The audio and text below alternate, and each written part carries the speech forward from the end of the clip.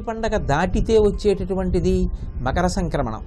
దక్షిణాయనం పూర్తయిపోయింది, ఉత్తరాయణం ప్రారంభమైంది. సూర్యుడు మకర రాశిలోకి ప్రవేశిస్తాడు. సూర్యుడు మకర రాశిలోకి ప్రవేశించాడు అంటే ఉత్తరాయణం ప్రారంభమైంది.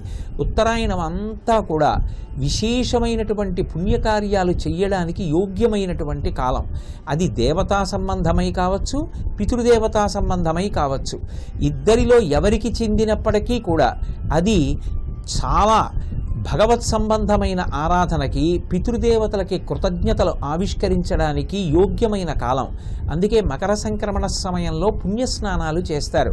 ప్రవహించేటటువంటి నదులు, వెంకటాచలంలో పుష్కరిణి, ఇటువంటి చోట్ల స్నానం చేసి పెద్దలను ఉద్దేశించి వారి పేరు చెప్పి వారు అక్షయలోకములను పొందాలి అని సంకల్పం చేసి దానాలు చేస్తూ ఉంటారు. అదే సమయంలో అగ్నిహోత్రుణ్ణి ఆరాధన చేసి అగ్నిహోత్రుని యొక్క ఇద్దరు భార్యల పేర్లు స్వాహాదేవి, స్వధాదేవి. స్వాహాదేవి యొక్క అనుగ్రహం చేత దేవతలకు హవ్యం అందుతుంది. స్వధాదేవి యొక్క అనుగ్రహం చేత పితృదేవతలకు కవ్యం అందుతుంది. అగ్నిముఖంగా స్వాహాకారంతో దేవతలను తృప్తిపరచడానికి ఉత్తరాయణ పుణ్యకాలం ప్రారంభమైంది కాబట్టి హవిస్సునిస్తారు, ఆజ్యం ఇస్తారు. అలాగే కవ్యము అని పితృదేవతల్ని ఉద్దేశించి ఇస్తారు. దాని చేత పితృదేవతల యొక్క అనుగ్రహం కలిగి వంశం వర్ధిల్లుతుంది. దేవతల యొక్క అనుగ్రహం కలిగి లోకమంతా సుఖశాంతులతో ఉండి ఏ సమయానికి వృష్టి పడాలో, వర్షం పడాలో ఆ సమయానికి వర్షం పడుతుంది. ఆ వర్షం పడిన కారణం చేత భూమి మీద పంటలు చక్కగా పండుతాయి.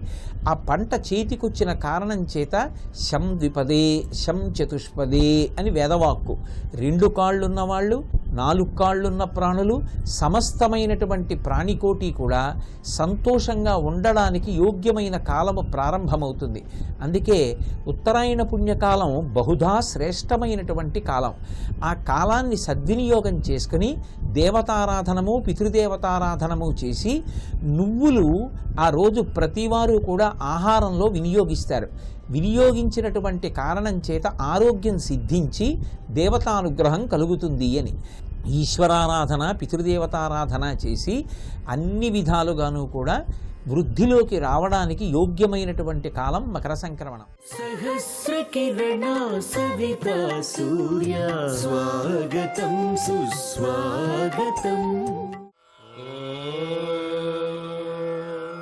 శుక్లాంబరధరం విష్ణుం శశివర్ణం చతుర్భుజం ప్రసన్నవదనం ఛాయేత్ సర్వవిఘ్నోపశాంతయేత్. అగజానన పద్మార్కం గజాననమహర్నిశం అనేకదంతం భక్తానాం ఏకదంతముపాస్మహే. అస్య స్తోత్రస్య అగస్త్య ఋషిః అనుష్టుప్ ఛందః. ఆదిత్య హృదయ భూతో భగవాన్ బ్రహ్మదేవత. నిరస్తాశేష విఘ్నతయా బ్రహ్మ విద్యా సిద్ధ్యా. సర్వత్ర సిద్ధౌ చ వినియోగః. అన్యషడంగ ప్రణవేన రశ్మిమతే నమః ఇత్యనేన గాయత్ర్యా షడంగమీత్యన్యే. తతో యుద్ధ పరిశ్రాంతం సమరే చింతయా స్థితం. రావణం చాగ్రతో దృష్ట్వా యుద్ధాయ సముపస్థితం. దైవతైశ్చ సమాగమ్య ద్రష్టుమభ్యాగతో రణం. ఉపగమ్య బ్రవీత్ రామమగస్త్యో భగవాన్ ఋషిః.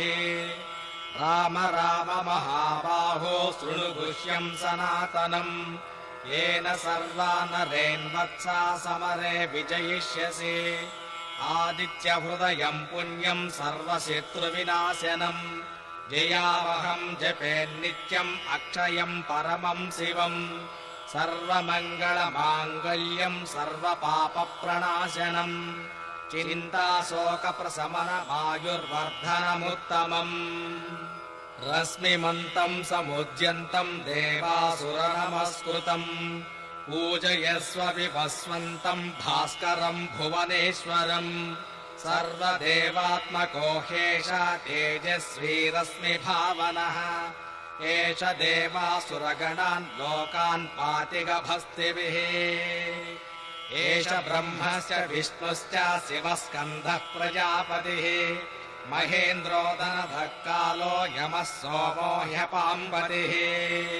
पितरो वसवः साच्या ह्यस्विनौ मरुतो मनुः वायुर्वह्निः प्रजा प्राणा ऋतुकर्ता प्रभाकरः आदित्यसविता सूर्यः खगः पूषा गभस्तिमान् सुवर्णसदृशो भानुर्हिरण्यरेता दिवाकरः हरिदस्वसहस्रार्चिः सप्तः सप्तिर्मरीचिमान् तिमिरोन्मथनस्यम्बुः स्त्वष्टा मार्ताण्ड अंशुमान् हिरण्यगर्भः शिशिरोस्तपनो भास्करो रविः अग्निगर्भोदिते पुत्रः शङ्खः शिशिरनाशिनः व्योमनादस्तमो भेदी रुद्यजुः सामपारगः घनवृष्टिरपां मित्रो विञ्जवेदिः प्लवङ्गमः आतपे मण्डले मृत्युः पिङ्गलः सर्वतापनः कविर्विश्वो महातेजा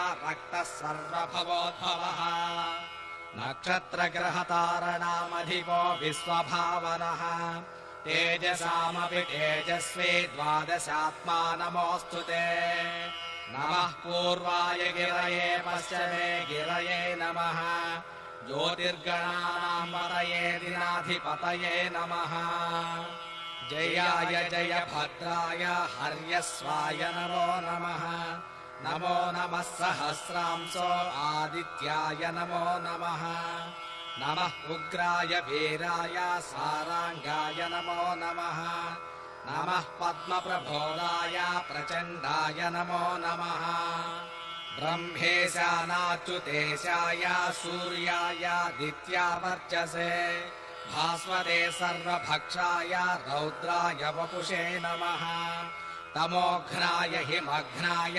शत्रुघ्नायामितात्मने कृतघ्नघ्नाय देवाय ज्योतिषां पतये नमः तप्तचामीकराभाय वह्नये विश्वकर्मणे नमस्तमोऽभिविघ्नाय रुचये लोकसाक्षिणे नाशयत्येष वैभूतम् तदेव सृजति प्रभुः पायत्येष तपत्येष वर्षत्येष गभस्तिभिः एष सुप्तेषु जागर्ते भूतेषु परिनिष्ठितः एष चैवाग्निहोत्रम् च फलम् चैवाग्निहोत्रिणाम् वेदाश्च कर्तवश्चैव क्रतूनाम् फलमेव च यानि कृत्यानि लोकेषु सर्व एष रविप्रभुः एनमापत्सु कृत्स्रेषु कान्तारेषु भयेषु च कीर्तयन् पुरुषः कश्चिन्नावसेदति राघव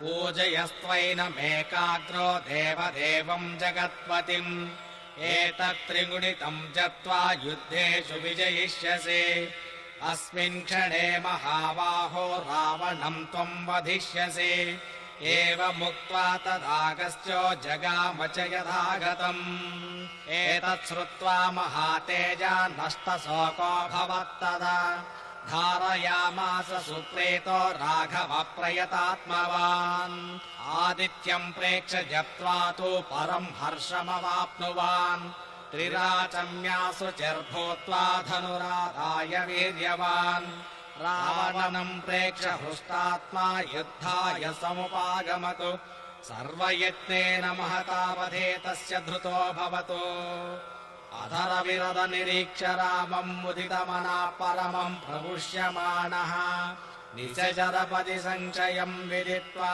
सुरगणमज्जगतो वचस्त्वरेति